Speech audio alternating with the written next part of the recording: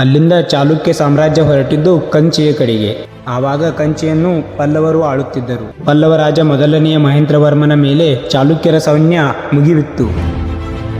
ಪಲ್ಲವರ ರಾಜಧಾನಿ ಕಂಚಿ ಸಮೀಪದಲ್ಲಿರುವ ಪುಲ್ಲಲೂರಿನಲ್ಲಿ ಎರಡೂ ಸೈನ್ಯ ಮುಖಾಮುಖಿಯಾದವು. ಭೀಕರ ಯುದ್ಧದ ನಂತರ ಚಾಲುಕ್ಯರ ಶೌರ್ಯದ ಮುಂದೆ ಮಹೇಂದ್ರವರ್ಮನು ತಲೆಬಾಗಿದನು. ಪಲ್ಲವ ರಾಜ್ಯದ ಕೆಲವು ಪ್ರದೇಶಗಳನ್ನು ತನ್ನ ವಶಕ್ಕೆ ಪಡೆದುಕೊಂಡು ಅಲ್ಲಿಂದ ಮತ್ತೆ ವಾತಾಪಿಗೆ ಹಿಂತಿರುಗುತ್ತಾನೆ. ನಂತರ ಸಂಪೂರ್ಣ ದಕ್ಕನ್ ಪ್ರದೇಶವನ್ನು ತನ್ನ ಹತಟಿಗೆ ತೆಗೆದುಕೊಂಡ ಪುಲಿಕೇಶಿಯು ಗುಜರಾತಿನ ಗುರ್ಜರ ಮೇಲೆ ಮತ್ತು ಮಾಲ್ವಾದ ಮೇಲೆ ತನ್ನ ದಿಗ್ವಿಜಯವನ್ನು ಸಾಧಿಸುತ್ತಾನೆ. ಆವಾಗ ಚಾಲುಕ್ಯ ಸಾಮ್ರಾಜ್ಯವು ಕಾವೇರಿ ತೀರದಿಂದ ನರ್ಮದಾ ತೀರದವರೆಗೂ ವ್ಯಾಪಿಸುತ್ತದೆ.